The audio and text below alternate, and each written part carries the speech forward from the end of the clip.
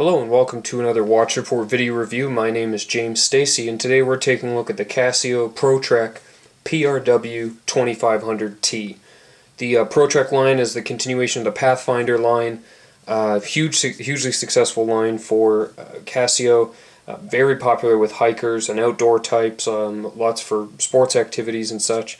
And I'm going to walk you through the watch. There's really just a dizzying number of features included with these ProTreks, especially one in this is more or less the flagship in their line. But I'm going to try and walk you through it, and I'll try and be as brief as possible along the way. So let's take a look. Okay, so the T in 2500T stands for titanium, full titanium case and bracelet. Lots of plastic in here as well, which I'll show you in a moment.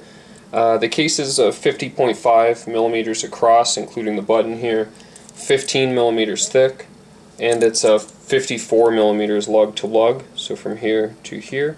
So it's a very large watch. It wears very large, but thanks to the titanium construction, it weighs almost astoundingly little. It's very light on wrist. Very much an easy watch, likely the easiest to wear large watch I've ever reviewed.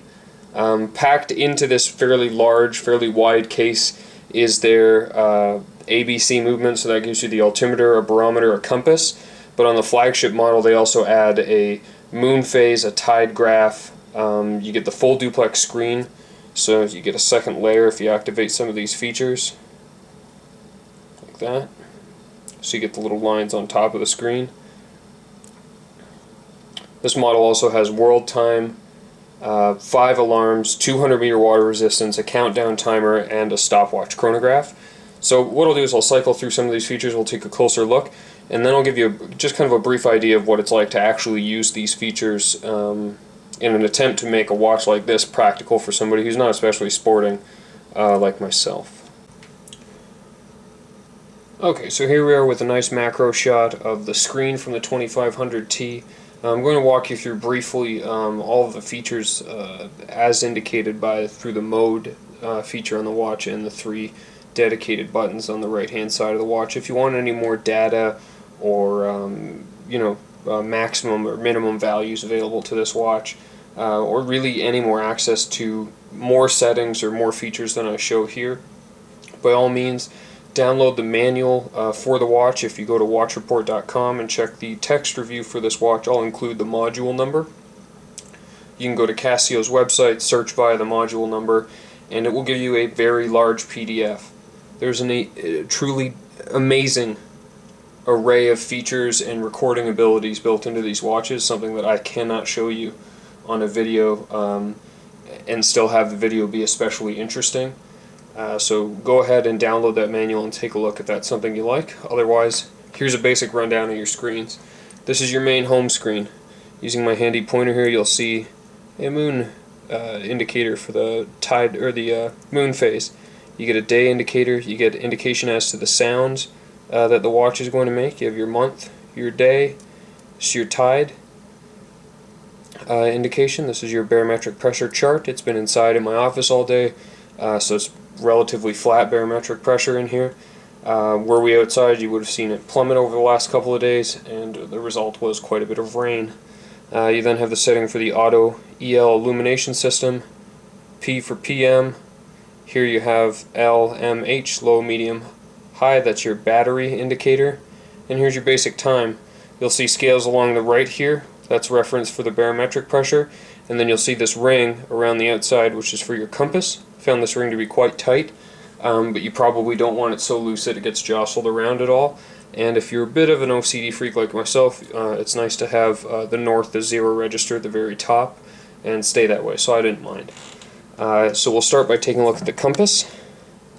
So when you turn the compass on, it still gives you access to the time, gives you your heading, and it gives you this 3-line addition to the duplex display to give you north, and then you have east, south, and west as reference points around. Pretty simple to use. When it's on wrist and you're flat, you'll have lots of options. What you want to make sure you do is set it up for your area to make sure it's as accurate as possible.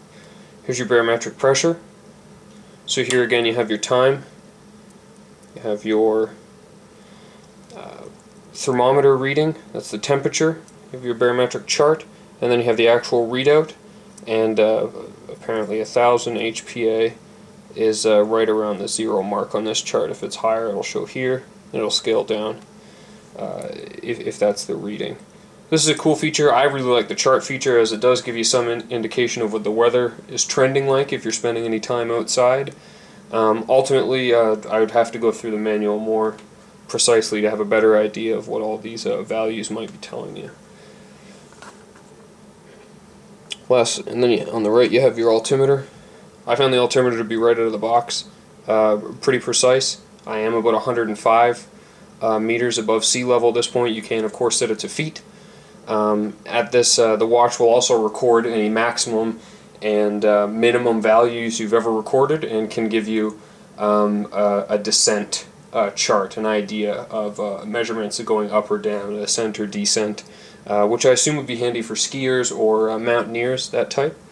But this is pretty cool, and the one time that I was able to give this a try, as I went down a set of stairs on the escarpment in town here, it did lower in a predictable manner. It is a pretty cool feature, but not one that I see myself using all that often.